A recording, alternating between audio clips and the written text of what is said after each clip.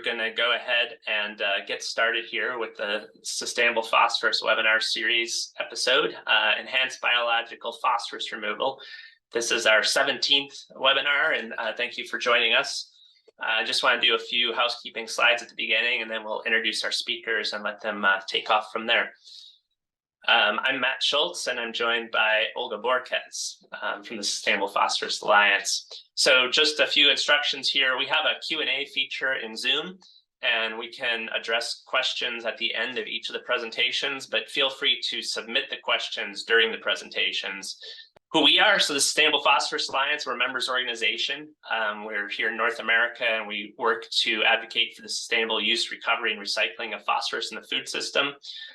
This webinar and all of our activities really are sponsored by a number of members that pay dues to the Phosphorus Alliance and help support our activities. If you'd like to become one of them because you like what you see here and you want to see these issues addressed in a public forum the way we do it, please reach out to us at phosphorusalliance.org and we can talk to you about membership. We don't do memberships for individuals, just for organizations. But if you are an individual, there are plenty of ways that you can follow us, including on YouTube. So we have a YouTube channel, Sustainable Phosphorus Alliance YouTube channel, many hours of videos there on various aspects of phosphorus sustainability. Every year, just about, we have a phosphorus forum. We're going to have our 6th annual one in 2024 in February. And this is taking place in Tempe, Arizona. And if you're interested in issues of phosphorus sustainability, whether you're from the wastewater treatment side of the world, or if you're in agriculture, or if you're in circular economy, or wherever you are, food waste, etc., this is a great opportunity for you to network with other people who are like-minded. And you can sign up for that event at the address listed below. I think Olga is also going to put the address in the chat as well. So I hope you can join us in February for that event. We will be having some programming at that event, in fact, on enhanced biological phosphorus removal, as well as other aspects of removing phosphorus from both municipal wastewater streams and agricultural waste streams. So today's presenters, I think we always do a great job of bringing together a star-studded cast, and this is no exception today.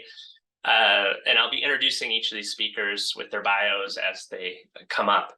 But in summary, Dr. Doug Call from North Carolina State University, Jenny Exum and Josh Cummings, both from South Cary's water.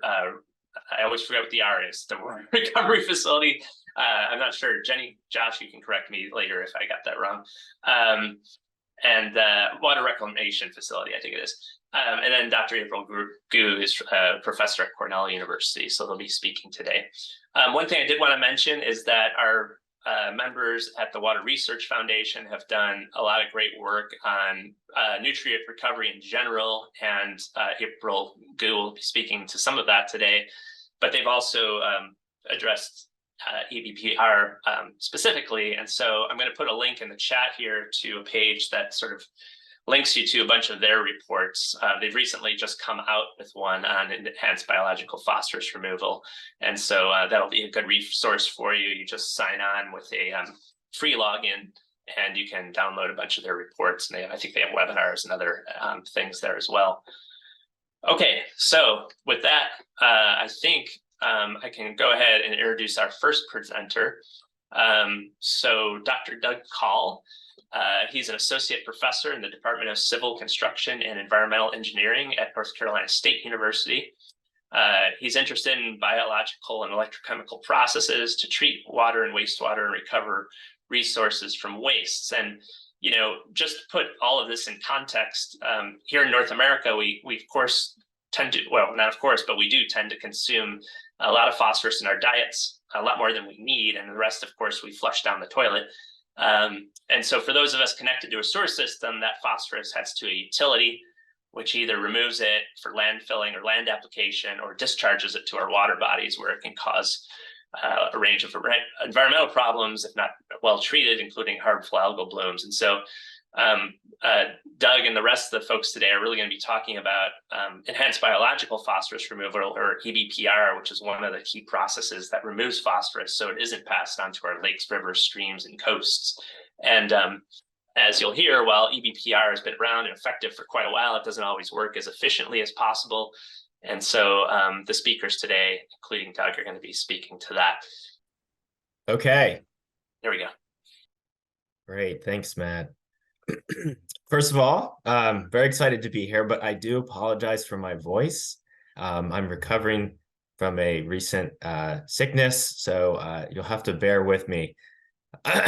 So, as Matt indicated, so my role today, really to kick off this webinar, is to give you all an introduction to the enhanced biological phosphorus removal process. So I'm going to give you a lot of background information, and that'll also be helpful for the later talks today.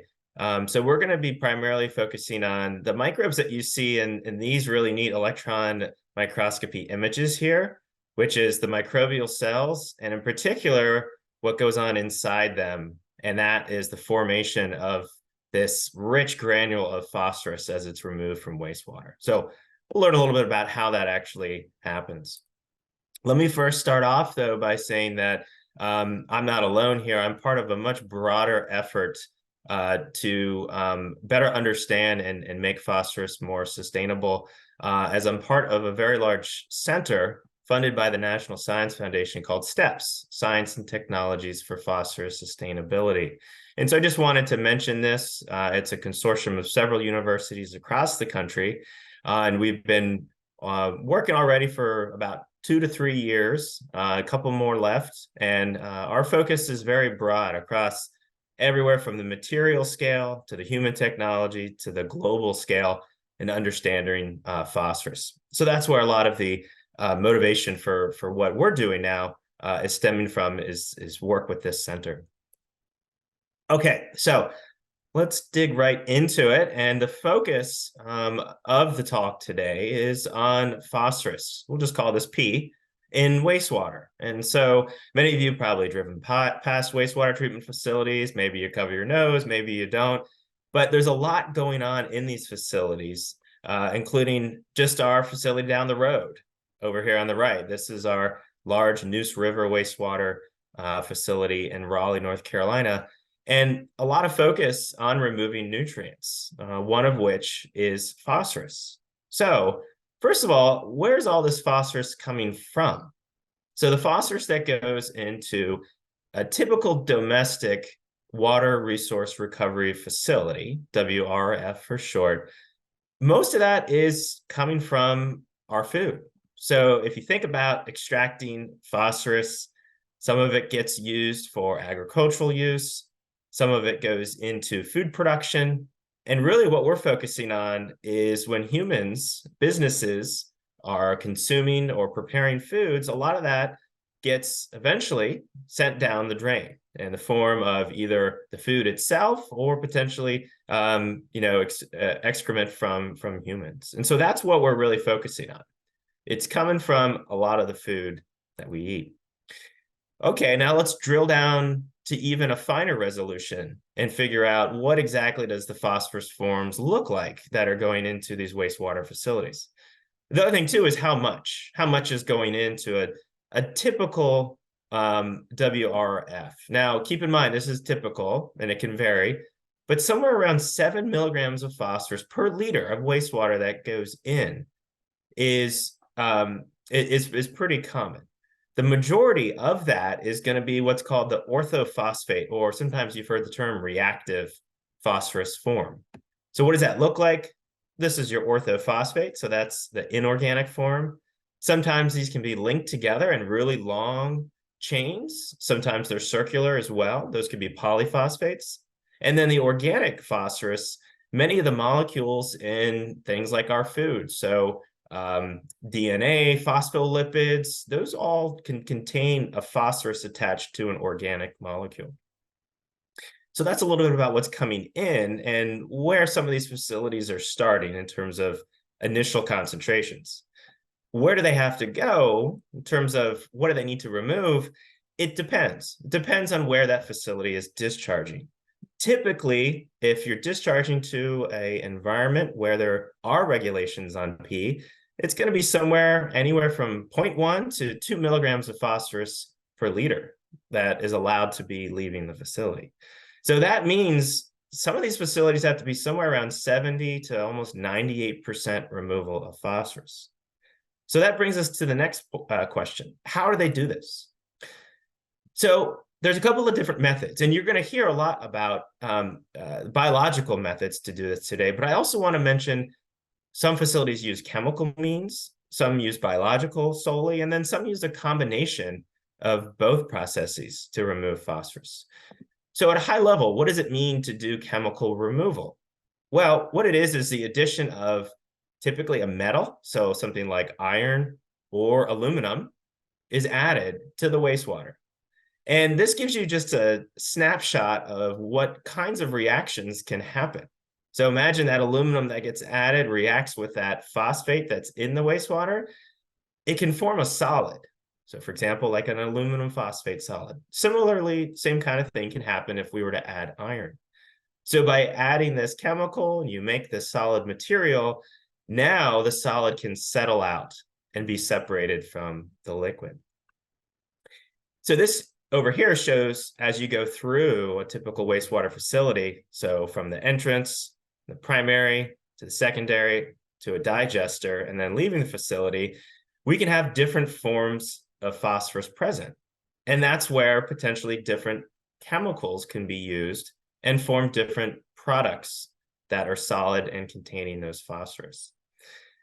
So chemical precipitation has been used for a very long time. It's it's an effective approach, but there's some challenges with it. One of which, it can make downstream recovery of phosphorus a little bit more challenging than if we were to use biological removal.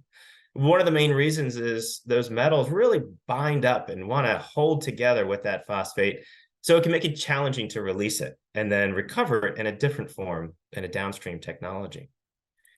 The other thing is the cost.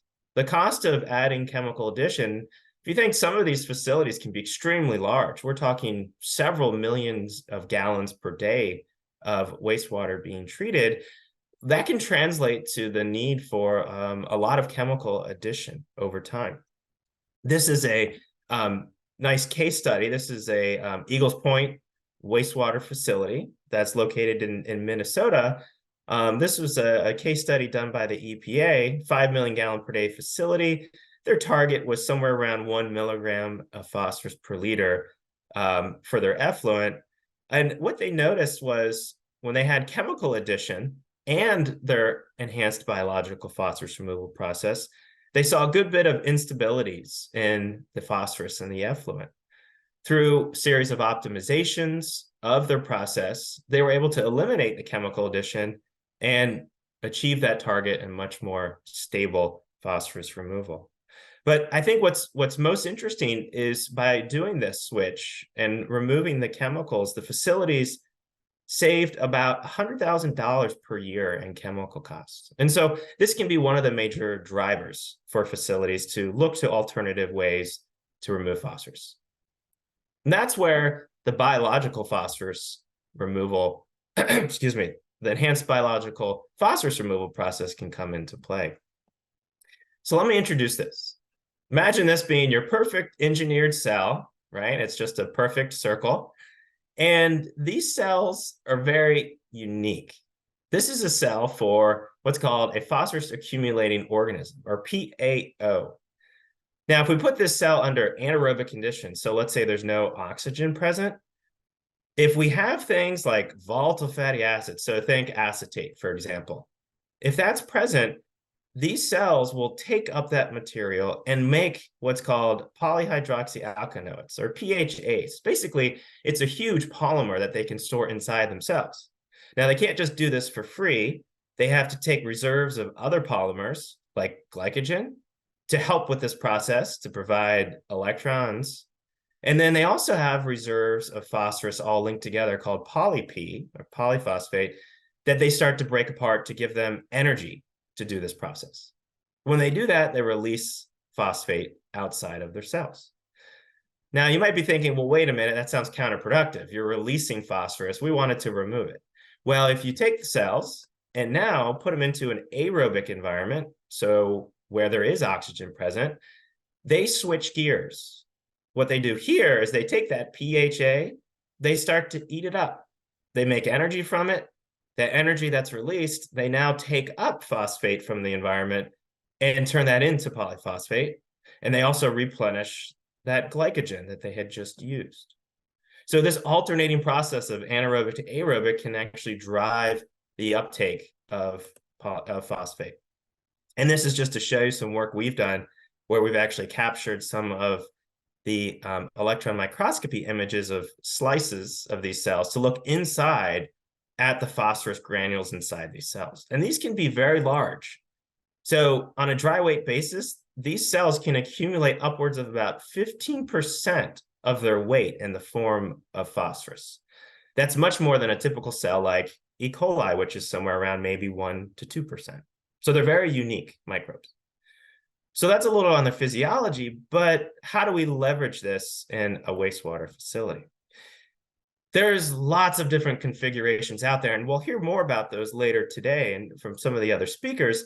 But I just want to touch on what are some of the simple configurations that are used to mimic this process. So imagine in this configuration, we've got influent coming into the facility. What we do is have an anaerobic basin. And again, that's to initiate that process of the phosphate release. That flows straight into an aerobic basin, which under this situation now, the microbes are taking up the phosphorus. That gets sent to a clarifier sedimentation basin where the solids that settle, they are the microorganisms with that accumulated phosphorus. If we remove them, now we're able to remove phosphorus from the wastewater. Lots of variations on these themes. So for example, adding in an anoxic basin is very common. And in this approach, when we go from an anaerobic to an anoxic, we can actually drive nitrogen removal in a simultaneous process. So you'll hear more about these configurations later today. Now, what are some of the factors that affect EBPR? And you're going to hear a lot about this today because there's often many questions about how some of these factors might be influencing the stability. So we see seasonal temperature can have an effect. So if you look at this graph down here, this is your total phosphorus. And the temperature, so you see temperature going up and down and up and down. When temperature is going up, we see in this particular facility that there's an increase in the phosphorus that's released. Changes in influent, so changes in flow, composition. We've talked with facilities that they typically notice when there's a large rain event that there's somewhat of a dilution that occurs that may be driving instability in the process. The food, so I said these microbes like to use volatile fatty acids. Well, the type, the amount, that can also impact the stability. Our ability to maintain anaerobic conditions. So this is really important, that release step. So how anaerobic are the basins and how does that influence the release? And then finally, microbial competition. Now, there are other microbes in these wastewater facilities, and there is a lot of interest in better understanding how some of these might be competing. And there certainly are some that do accumulate similar kinds of things inside their cells. But in general, what we've been seeing is they're not, the competition between these and PAOs aren't quite as strong as some initially believed. But nevertheless, there are other microbes that these microbes, the PAOs, are present with. Now, one thing that we've been doing, one thing we've been doing here at NC State is trying to get a better grasp of what some of these instability causes are and what the solutions might be to those. And so as a first level towards doing that, we've conducted some simple surveys of some of the regional facilities, many of which use EBPR, sometimes in combination with chemical precipitation. And the main takeaway is that greater than 50% of the respondents that we reached out with reported encountering instabilities with their EBPR processes. And what was also interesting was that there wasn't a clear consensus on what those causes were. And sometimes there were really unknown reasons for why instability occurred. So that has motivated us as part of the STEP Center to try to better understand what some of these instabilities are and developing solutions. And so the last thing I want to mention here is that we're in the process of forming, through STEPS, a technical working group, a TWG, with EBPR stakeholders to co-create new knowledge about instability and the solutions. And so many of these stakeholders currently are operators at WRFs and also managers and environmental engineering consultants that have expertise and have seen and experienced many of these instabilities. So if you're interested in learning more about this technical working group, feel free to reach out to us. So with that, I just want to make a few acknowledgments because, again, I'm not alone here in this endeavor on learning more about the instabilities in these processes. My postdoc, Dr. Jessica Deaver, is playing a big role in a lot of this work, and we work with several other collaborators at the STEPS Center, both at NC State and also outside. So I'll take any questions. Hey, Doug, thanks so much for powering through that. I know it's you're not here alone under the weather today, so I appreciate your making time for doing this. And yes, we'll go ahead and do some Q&A now. So the first one here is, what happens with the bacteria that accumulate phosphorus after the removal of the solid effluent from the water resource recovery facility? Yeah, that's a great question. So the bacteria will accumulate in those clarifiers or the sedimentation basins that I mentioned, just by natural settling. Now, from there, those are collected and further handled in terms of trying to remove water content. Sometimes they're also sent to what's called an anaerobic digester for further processing. After all of those steps, essentially what the facilities will try to do is try to get as much water out as feasible as possible. And then many of those solids are then sent on to a variety of different applications. And one of which that's very common is land application. And so in that case, the solids, the biosolids we call them, are applied, let's say, to a farmer's field. And then as the phosphorus that's inside the cells or other forms of phosphorus that comes with the solids is released, it provides nutrients to help support plant growth. So I heard a quote at Lake's conference last week noting that every pound of phosphorus contributes 500 pounds of weeds or algae. Can you confirm this stat and also let us know if there's a source of research on this? Doug, if you don't mind, I'll just go ahead and take a crack at this one.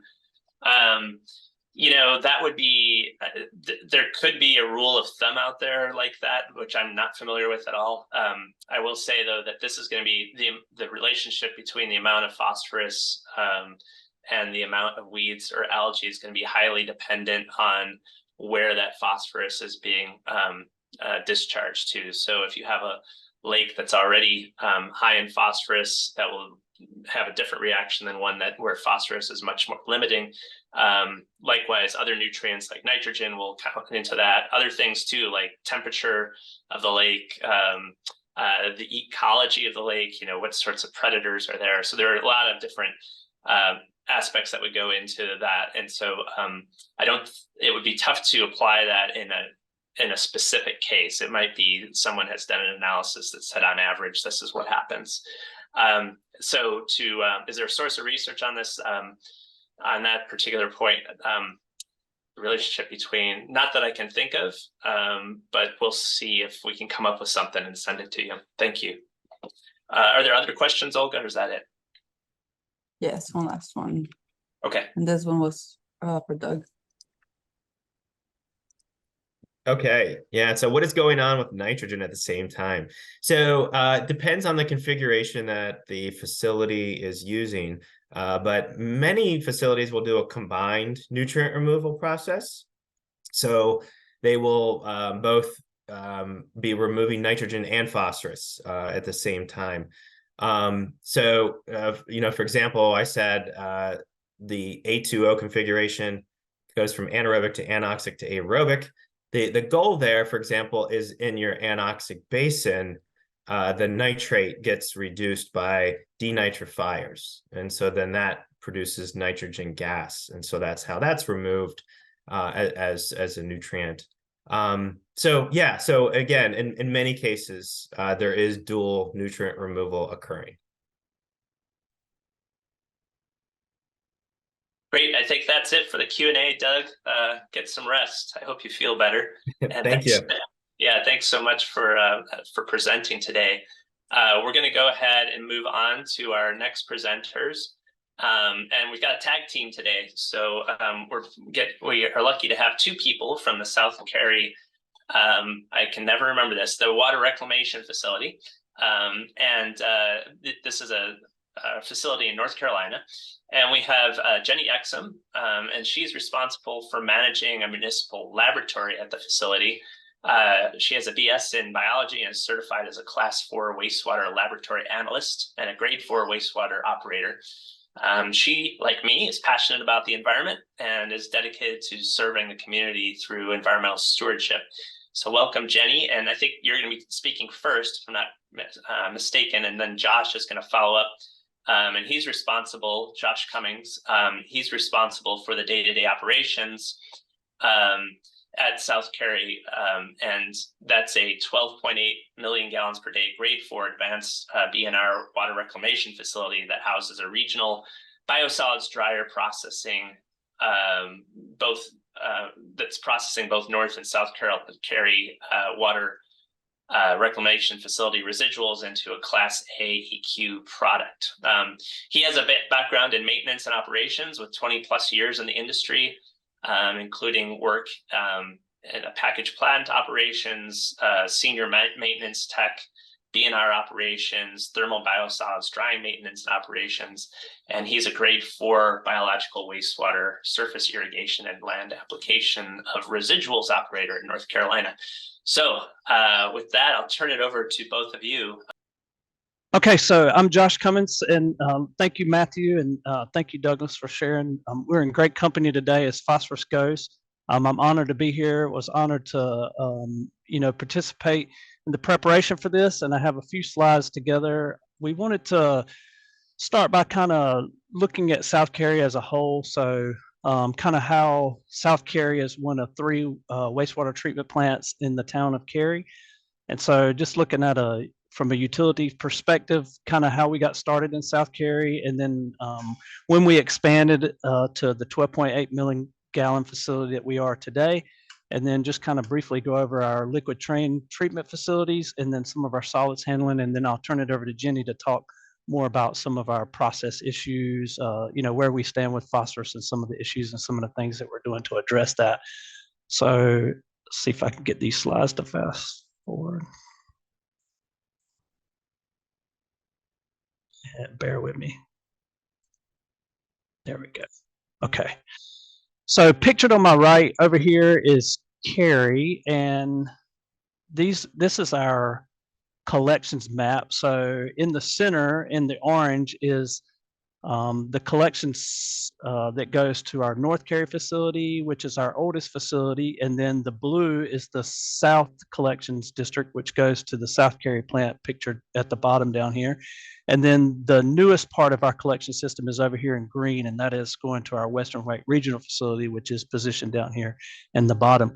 So if you see up to the top and to the right is the Raleigh-Durham Airport to kind of fixate where we are. So we're just a little south and west of Raleigh in a community that serves Morrisville, which is kind of in the center, and Cary, and part of Apex also, which is, in partnership in our western area that serves some of the Apex community with wastewater treatment. So going back into the 80s, as Cary expanded south of US 1 here, that's splitting the southern part of the collections district, they saw the need to add some treatment facilities down here in the south as, Cary's going to expand. And what ended up happening is we took some of that central part of Cary and that southern part south of US 1.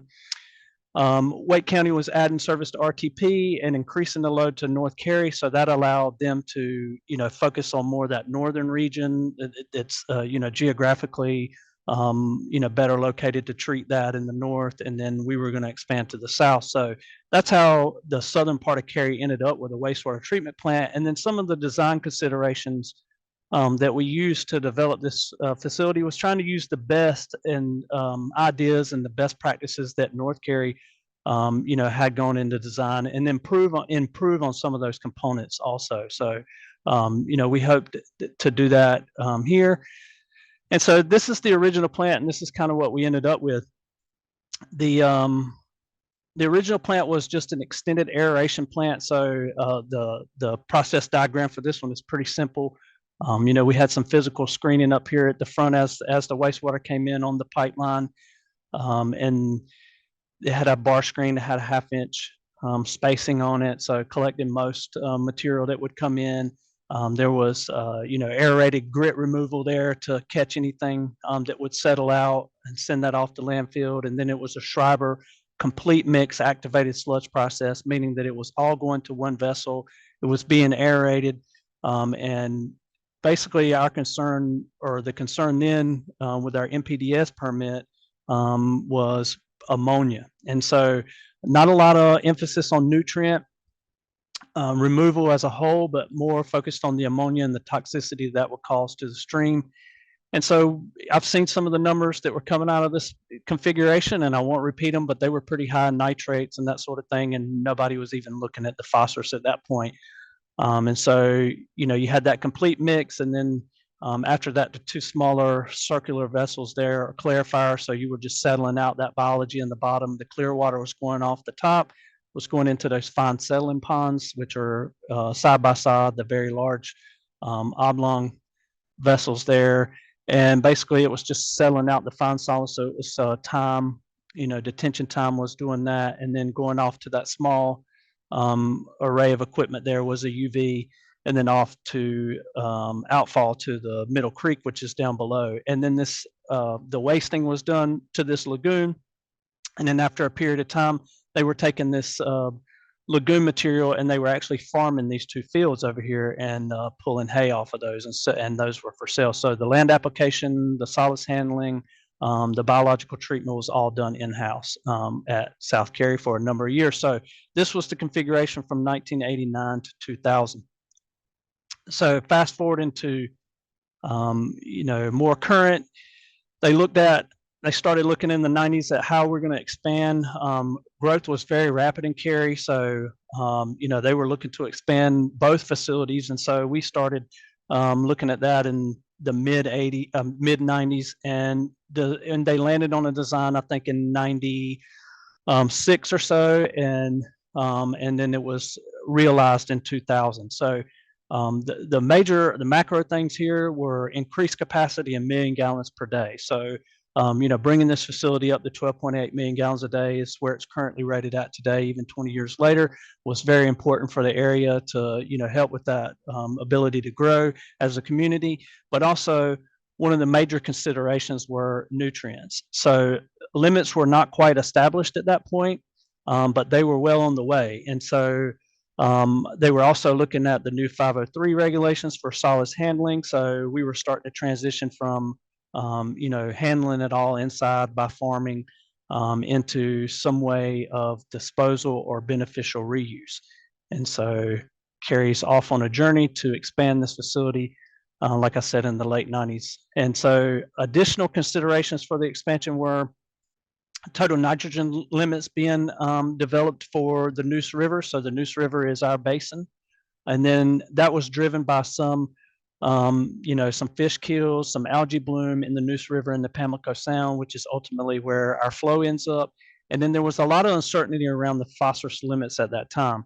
And fortunately for us here at South Cary today, the Cary leadership elected to design for the worst case scenario in, expecting really low nitrogen and really low phosphorus limits to come from our regulatory body. And so I'm going to share with you how they got that done. And so you saw in those pictures before that those basins were just open. They were all one unit. And so there was a design made, and it looks like this, as is pictured on the right here. So they looked at the size of that basin, and they came up with a way to compartmentalize that into 16 cells. And in those 16 cells, they put a lot of ways to configure this process. So these basins can actually be configured to run 3 major processes with several variations on each process.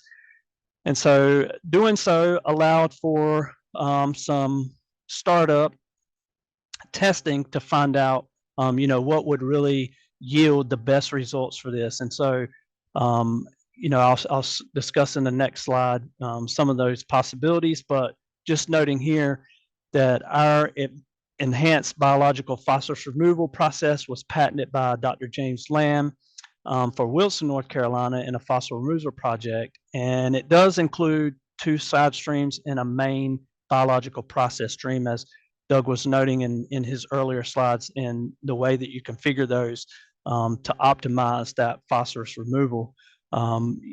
So Cary was able to install one of those basins off to the side as a new basin in its compartmentalized design, and start to test how those processes would work, and again, what would yield the best results for our influent, and how we could best treat nitrogen and phosphorus in an advanced BNR process. So the ability to isolate the process trains allowed us to be able to test these 3 processes that you see named on the side. So I think Doug was talking earlier about the AO2 process having 1 side stream. What we ended up landing on was the 4-stage with a dual side stream. And so on the next slide, I have the configuration that was tested and where we ended up, and it's the configuration that we're running today. And so this is recorded, so you could use this as reference when we get back, or if you have specific questions about the process, you can put it in the Q&A, and I'll see if I can answer it for you. But Jenny's going to go into more of the issues with the biology that we've had, and some of the things that we've done to address that. But this is where they landed 23 years ago, and this is the process that we're still running today with a few tweaks, and it works really well for us at South Cary. And I think one of the questions earlier is what's going on with the nitrogen. Well, it is one of those dual process where we're doing both in the 1 basin. And some of the characteristics of this basin, and you can see them here. The one on the right is that 3rd one that they added. The one on the left here is one of the ones that you saw in the earlier slide, where it was just a complete mixed basin, but they went in and compartmentalized that basin. And so each process basin is rated at 4.27 million gallons a day times 3 is where we get the 12.8 capacity. So currently we're running about 5.5 million gallons a day through this facility, and it's been a pretty stable influent flow for us for the last few years, but we expect to see some of that growth as we concentrate growth in our downtown area. And again, each train is capable of independent operation, and that 4Q recycle pump that we saw in the diagram, the previous slide, is rated for about 12,400 gallons per minute. And then that pump that was down in the 2nd side stream that pumps over for that second is running about 100 gallons per minute. So, these are just, kind of how the percentage of volume, how the basins are broke up in that mainstream, side stream 1 and 2. So, with this process working very well, we're able to, sequester most of our phosphorus in high removal percentages into our biosolids product. So, I think I saw right before we got started, somebody was in the Q&A asking about it. Could we talk about how the phosphorus is treasured? And so, on one side, when we operate the BNR facilities, we're ultra concerned with what we're putting out the back, and sometimes it's a challenge, and it can be difficult at times to deal with. And I will say also that we do add sometimes some iron salts to augment our results to make sure that we're hitting the target. And part of that reason is because on the solid side we are a regional facility, so That is the part where it's treasured. So when we do a good job on our biological side, we make a really good beneficial reuse product.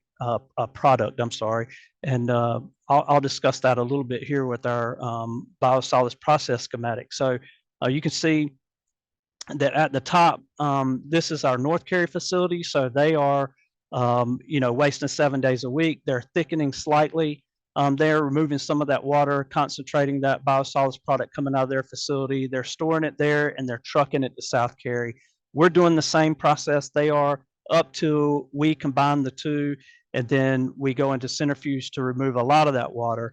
And then we go into our rotary drum dryer where we remove 90% of that water. And so we're somewhere around 90% dry at this point, and we are meeting all the 503 regulations as a Class A exceptional quality biosolids pellet, and that is going out to ag business for beneficial reuse in the North Carolina, mostly in the eastern part of North Carolina. We also have another facility that Cary operates, the Western Wake facility, and they're doing a similar process, and they're assisting Apex in the same way that we are the North Cary facility. So thickening, dewatering, and then drying and reuse of the Class A biosolids, is really where the phosphorus shines in our label. So we are, about a 750 agricultural product. So binding up a lot of that phosphorus, putting it back in beneficial reuse, is really a highlight to our program. And so I think this is my last slide. And so Jenny's going to talk a little bit about some of the issues that we've had with phosphorus and how we've addressed that. Okay. Thank you. And thank you for having me. Thank you, Josh. Hi, my name is Jenny Exum, and I am the lab supervisor here at South Cary. And I would like to walk you through our phosphorus journey from 2019 through 2023. In 2019, we were issued a new reclaimed water permit where we were given a lower effluent total phosphorus limit. And our limit went from 2 milligram per liter quarterly average to a 2 milligram per liter monthly average.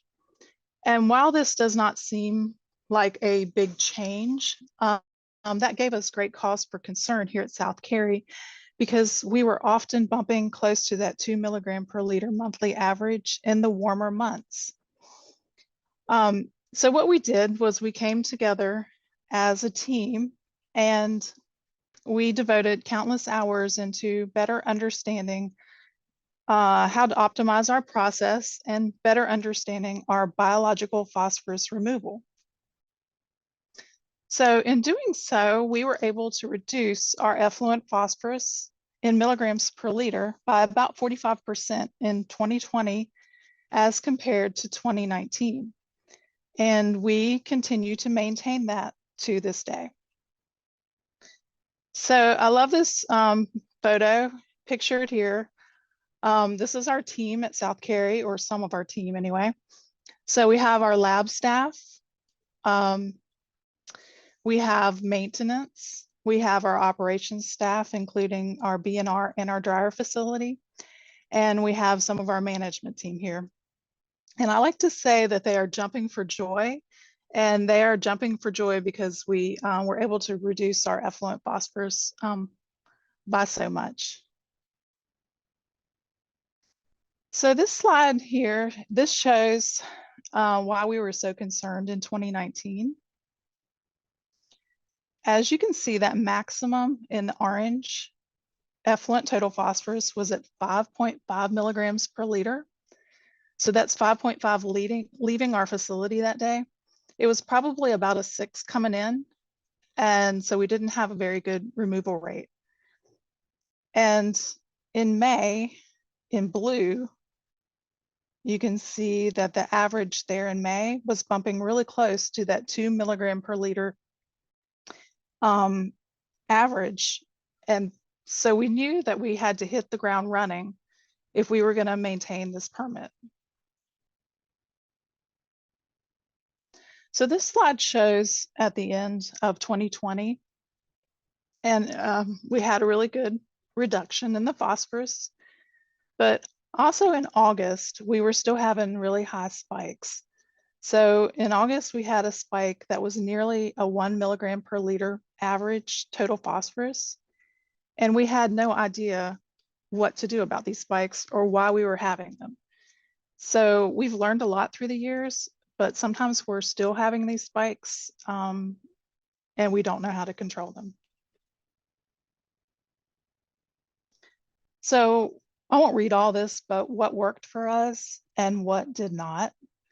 One thing that really worked well for us that we learned almost by accident, or actually completely by accident, was that we slowed our RAS return rate down. And RAS is the return activated sludge that returns to our basin from our clarifier. So that's bugs that we bring back to our aeration basin. And we accidentally slowed that return rate down in the fermentation zone. And this allowed for more detention time. And it allowed for the PAOs to process more volatile fatty acids for food. And we saw a great reduction in the total phosphorus. Another thing that we did was we reconfigured our 3 sludge holding tanks, our digesters. And this allowed for more detention time with a ferric. So we bind phosphorus in the solids with ferric. And that's what we want. We want to keep it in our solids that we process through our digester and through our dryer facility. So what did not work? I had this great idea that we were going to identify PAOs in-house by staining some slides. And that definitely did not work. It was disappointing to find out that we had to have an electron microscope to be able to see PAOs. And that was definitely not in our budget.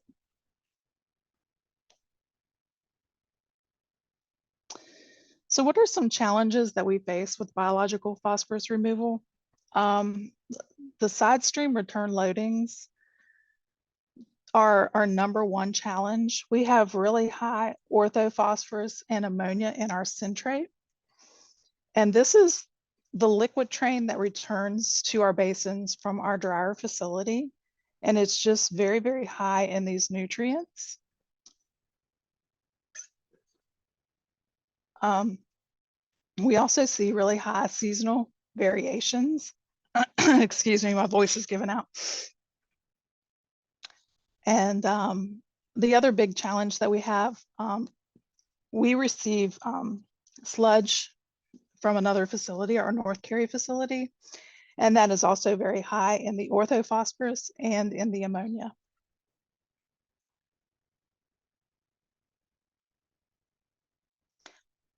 So this slide here shows our ammonia and our orthophosphorus that is returning to our basins from our side stream.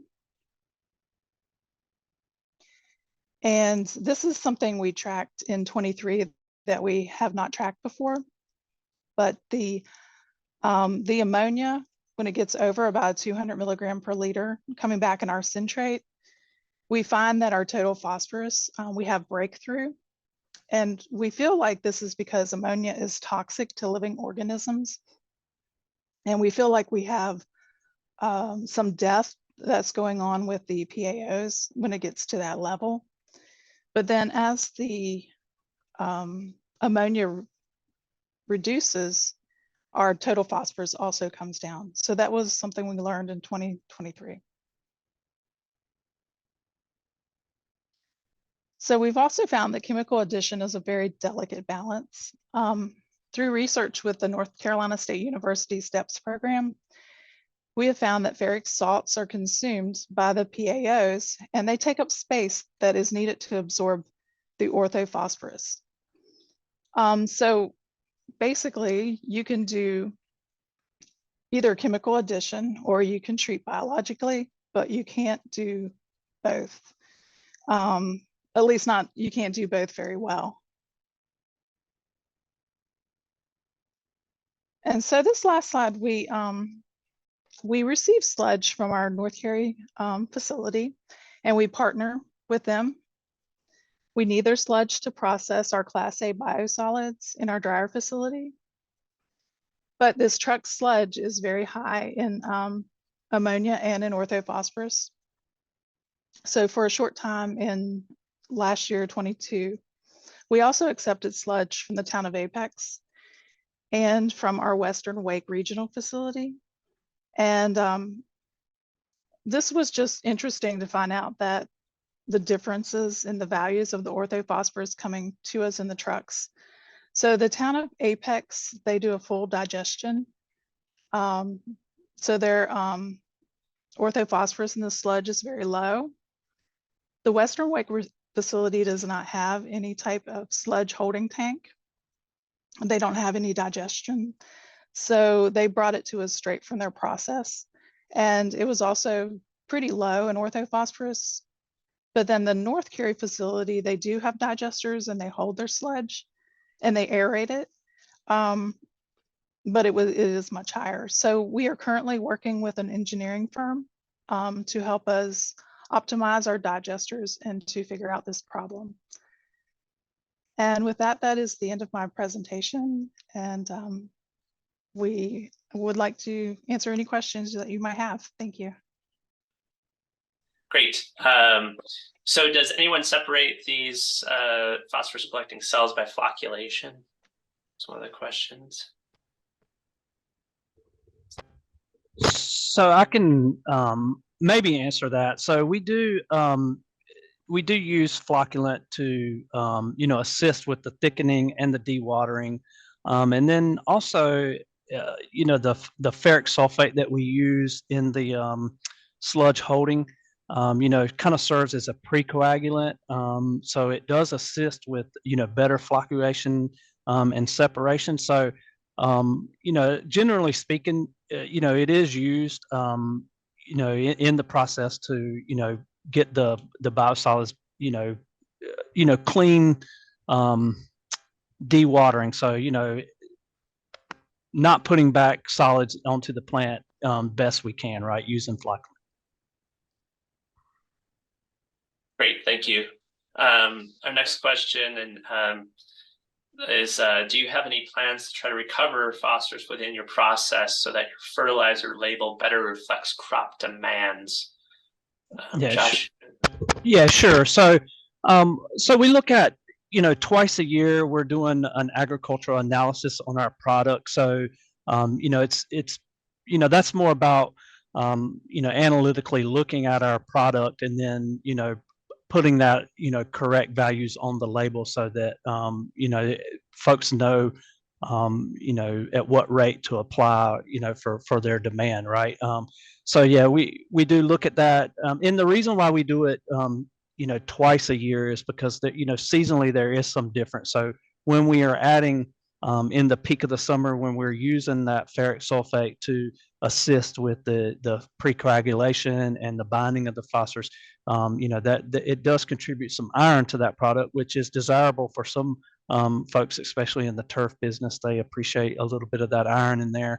And so, we try to capture that. And then if we're performing better on either nitrogen or phosphorus, at least we have two intervals that we can look.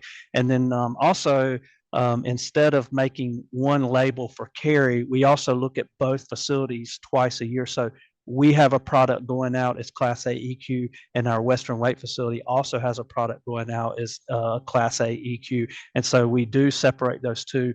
We do call them the same thing. So we call them EnviroGems, but we do separate analysis on them so that we are targeting the customer so that, we don't have over application or an overstating or understating of the nutrient values in that fertilizer product. Great, thank you. Olga, you want to the next one up? We probably have time for about one more, and then we need to get to April's talk here. If I understand your process correctly, the side stream basins get RAS from the final clarifiers, right? How did the high ammonia from the centrate affect the PAOs? So yes, you do understand that correctly. So our side stream is fed, RAS is fed directly into the side stream. So that is the only part of the main process that gets RAS. So it is going right into that side stream process, and that yielded the best results in the testing, for the facility. And we've, luckily we have 2 basins running separately, and so if there's any kind of tweak we want to do or try to test out, we can do that on one and compare the results to the other, because they typically run pretty much the same. We did see very little difference between the 2 of them. So to answer your question about the high ammonia, yes, we are seeing that high ammonia come from that centrate, and we feel like that has an effect on the PAOs, and the jury's out. So like Jenny mentioned, we do have a consultant. So there were so many variables involved with having a regional facility, and kind of the variability and loading to that facility. And then some of the things come back that, internally with the jobs that we do every day, to kind of, an environmental stewardship, it's difficult to, have a real focused drill in, kind of approach that. So, we've asked out for some help with a consultant to kind of pull all that together. So, we hope to find out more, and then, maybe we can report back at a later webinar and have a real answer to that. Well, I hope we can have you back, Josh. And yeah, sure. With that, we need to get on to our last. So I know there's another question here. Maybe Jenny, if you can tackle that in the Q&A, that would be appreciated. If you have a chance. I do want to make time for our last presenter here, who's last but not least. This is Dr. April Gu, and she is I'm trying to, go into my full screen mode here. And she joined the Cornell faculty in 2018 and has a PhD in civil and environmental engineering, jointly in microbiology from the University of Washington. She's worked as a process engineer and research scientist for HDR engineering, specializing in water and wastewater treatment processes, designed for 3 years before she returned to academia.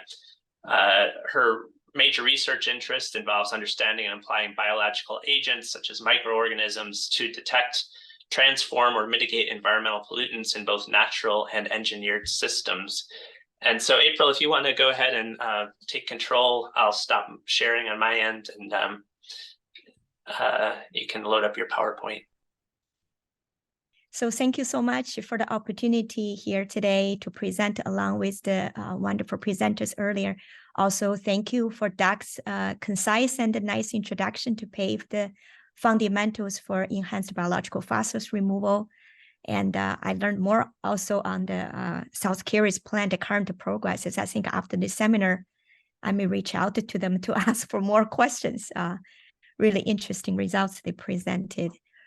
So I think I will start with the title, touching upon a little bit towards recent progress, and particularly along the line of not only increase the stability, but also towards more sustainable with carbon reduction, come up with new ways to combine BioP with shortcut N to achieve both decarbonation and energy recovery direction as well. So for us in the wastewater sections, I think particularly for my group, I've always very much interested in the BNR, biological nutrient removal, including both phosphorus and the nitrogen, and also together with the carbon reduction. So for the carbon footprint reduction, there have been rising trends now from different angles that tackle this. So you can do directly emission reduction, but you can also work towards indirect reduction through a variety of approaches related to energy, chemical, and sludge disposal, energy and carbon deduction. And I think from all these approaches, I can see that we can taking efforts towards how we can possibly put in the EBPR in a different angle, or maybe explore its previously underexplored potential and mechanisms to allow us actually probably leverage more for fundamentals to achieve these goals. I think I'm going to skip this one. I'm assuming everyone on the audience here, especially the Phosphorus Alliance platform here, looking at the circular economy, phosphorus recycle, etc. Probably one point I do want to mention is that if we can really achieve phosphorus recycling, not only just from wastewater, today seems to be the focus, there also an open realm of recovery capability from all the other food waste and agricultural waste, manure, digestive waste, etc. I think there's a lot of room there as well. A number of years ago, I think our group were involved and leading a national effort actually looking at the current technologies for pee removal, which was in response to the anticipated increasingly stringent, as the Cary mentioned, nutrient removal levels. At the time, we were discussing the EPA's initiative to pushing from treatment level for most plant between 1 and 2 milligram per liter effluent TP, push down to on the 0.1 level, or even at the time at a certain region, I think Puget Sound was one of them because the sensitivity of Lake Mead region are looking even possibly effluent TP targeting as low as 0.01 milligram per liter. So that particular effort, we really looking into with this anticipated rising limits, what are really the, from a technological angle, what are the available technologies to allow us to deliver those level? And I really resonate with the previous presentation targeting, mentioning about that the permit is not about what level, it's equally important about what is the regulated level at what frequency. I think it means a lot from a stability perspective if you're doing monthly average versus quarterly average. So this was actually embedded in this particular work as well to look at, in order to achieve a different level as you pushing for more and more stringent level, the stability actually become more and more crucial because at that low level, if you have a few outliers and losing a few days, then you won't meet the extremely low levels. So that effort allowed us to basically look into all the technologies which in combination, both biological as well as chemical in combined, from multiple stages to a single stage treatment to look at really what technology can help us to achieve those and what their stabilities are. And we also further look into the life cycle assessment to allow us to have a little bit of holistic appreciation of that as you're pushing for more technological in to meet those stringent limit.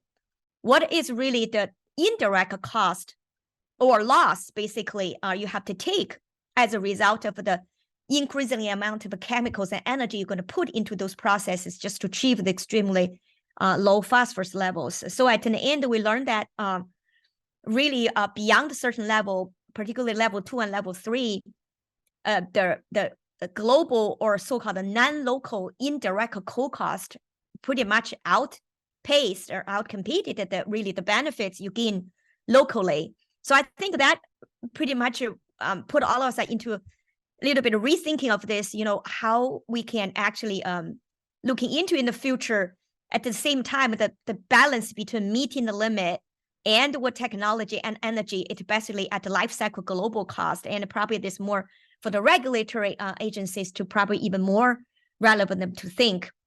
But we cannot address this. One of the angle I think is that if we can increase the enhanced biological phosphorus removal stability, excuse me, we can at least towards pushing for and helping to reduce the chemical use and the carbon needs. Excuse me here. I will explain a little bit. So along this direction, we recognize for plants that using EBPR, exactly like what both Doug and Sean Cary's experiences that not just them, I think more plants in the nation at the survey time we did, stability associated with the EBPR really is the core. And as a result of that, many plants do need to have a backup to so that they can meet their permits. But even more than that, as I mentioned, if you need to meet a really, really stringent low-level P, your chemical phosphorus removal, doesn't matter use alum or iron, the fundamental mechanism of that is transited from simple chemical precipitation actually into absorption surface limiting the reaction, particularly when your targeted effluent P is around 0.1 or less than 0.5 range. And the stoichiometry is no longer 1-to-1. I think it can be as high as 20 to 50 just to achieve those low level. So this even more emphasize and highlighting the need. How can we leverage the EBPR more so that reduce the reliance on the chemical? And I think I'm going to skip the slides because Doug already gave a really clear explanation of how fundamentally the key agents, so-called polyphosphate accumulating organism, PAOs, are helping us to do the job behind the EBPR process. So factors affecting EBPR stability are actually pretty complex. They including the influent situation, particularly CO2-P ratio, the carbon type composition, pH temperature. We've seen plants experience temperature-dependent stability changes, solids SRT as well. Actually, we found that as our SRT within certain range lead toward more stability. Outside a certain range, actually more associated with unstable. Metals also seem to impact the EBPR stability. So today, I think I'm going to maybe drill a little bit further on just the first one, the influent COD to P ratio. And we learned through years looking at both lab scale and full scale processes that one parameter which seemed to be consistently correlated with the EBPR stability is the influent carbon to P ratio. And this actually intertwined, which is almost seemingly contradictory to the understanding that your C2P ratio actually dictates their PAO dominance or PAO abundance, as well as another major competing, we consider the bad guys we don't want, called the GAOs, stands for glycogen accumulating organisms. They can also compete with PAO for the carbon, but they do not contribute to P removal. Therefore, to us, we dislike, we don't like them. But unavoidably, because the stoichiometry actually dictates the relative abundance of these two organisms, for majority of the wastewater treatment plant, we are in the range. Unfortunately, PAO and GAO always coexisting. You cannot get rid of the guys you don't want. So the challenging comes down to, if you have to have both of them, what are the operation and the design key governing factors allow us to always favor the PAO and also favor the process stability? So that became a quite a long journey, at least for my group, to try to get a better understanding on the fundamentals behind this. So overall speaking, stability is considered unfavored when you have a relatively low ratio. We're talking a low below 25 or 20-ish, when you have quite a fluctuation influent carbon loading. When you have processes that actually do upper stage, such like a stage bioabsorption to capture the carbon, then with two stages shortcut and downstream. So the carbon is already separated, and also related to the chemical backup issue, as I mentioned earlier. So all those are behind the long list of things we need to tackle related to stability. So I'm going to skip this one. I think I explained most of them already. So due to time, I think today I was suggested to give a little bit summary of one particular study the group and the team has done, is to try to learn better of the side stream EBPR concept and the mechanism, so that we can better leverage this approach. So this approach, like South Cary, they were practicing this kind of operation for a while, and fermentation has always been recognized to help the process as well with external carbon supplement. And certain European facilities also tried to use cytosine, but their purpose was more to try to enhance denitrification. So we thought that if we can get better understanding what is the fundamental behind this, potentially we can provide a better guidance and particularly mathematical models and design guidelines for this concept to be better leveraged.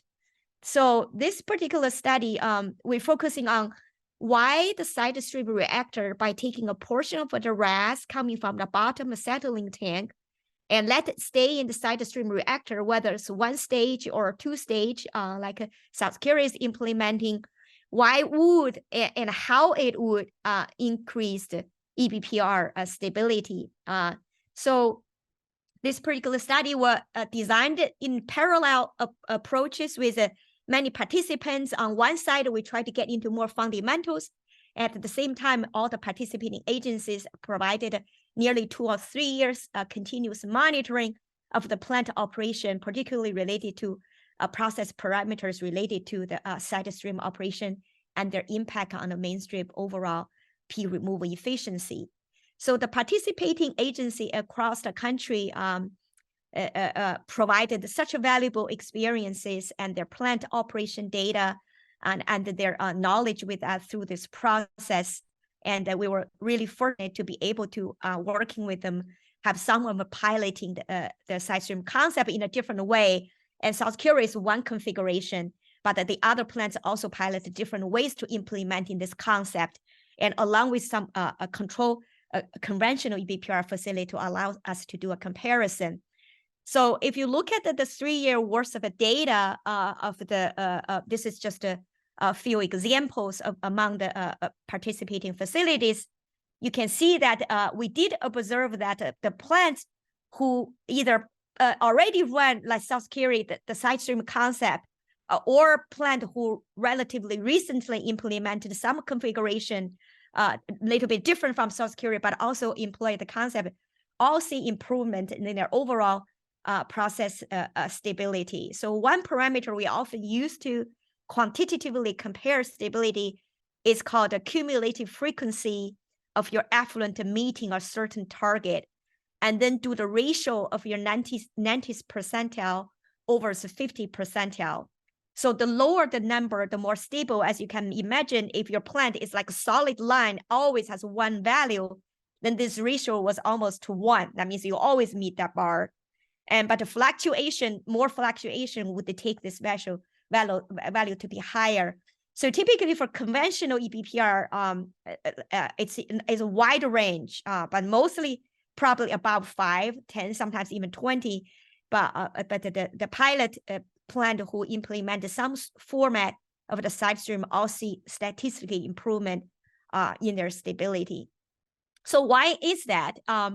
So this need to go back to looking at the importance of carbon, not only the amount, as well as the composition, as well as where the carbon actually being captured and distributed to the PAO, as well as the competing organisms. I know this is a very busy figure, but one key message I want to give out is that despite the complexation of all the biochemistries and the fluxes carbon, one key message is that in the anaerobic zone, where the influent is coming in, meeting the first time of the PAOs and other organisms, under anaerobic condition, the carbon competition and the distribution in terms of being uptaken and already stored within the organisms already happened.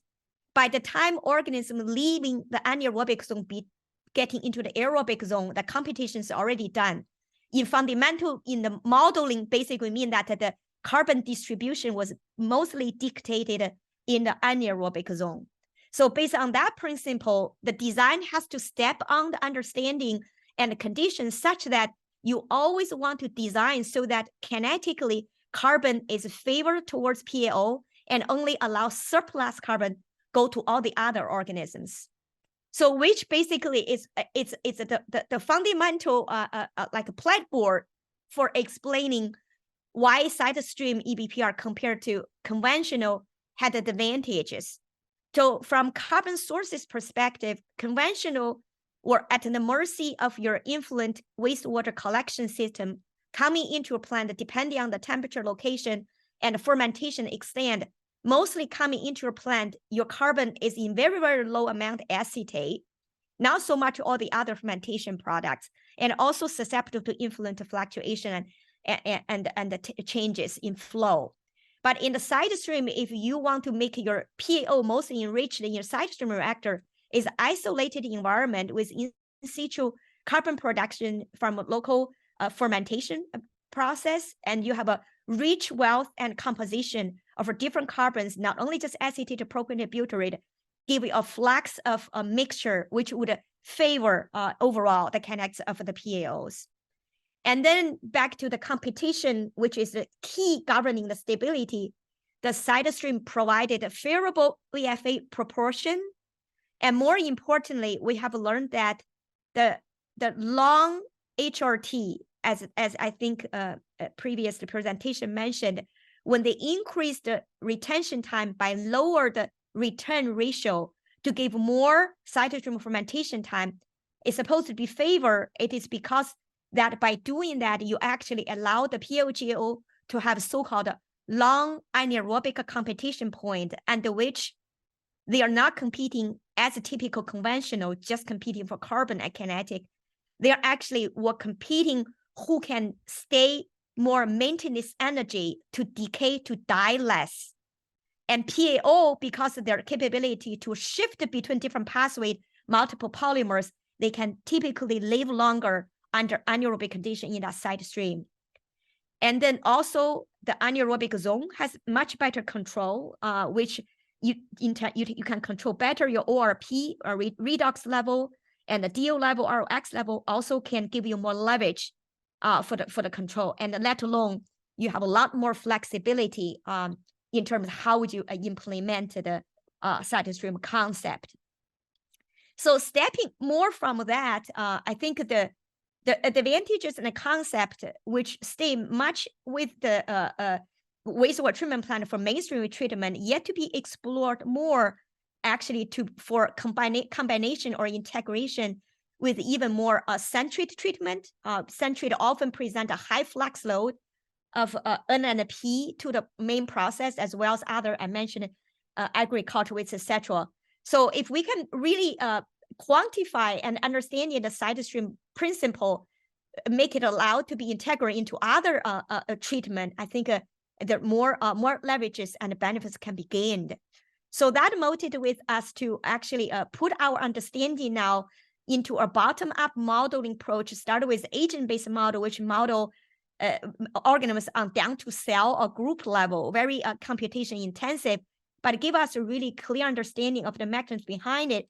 But then if we can integrate that into industrial level, such like a Sumo or a BioWing, which is standard consulting engineers using nowadays to model biological process, then we can potentially leverage more of the cytostream concept for our advantage.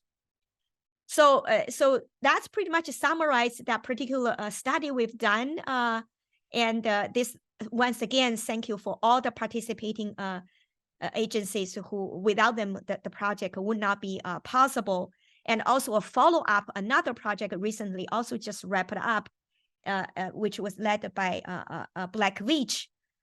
We are partner with them, did a follow-up on more facilities and understanding better how carbon and fermentation provide a contribution to the cytostream implementation. And for the last few slides, if I still feel have time, am I okay with time? We've got about 6 minutes to close out here, April. So if you've got about a minute, if you can do it. Okay.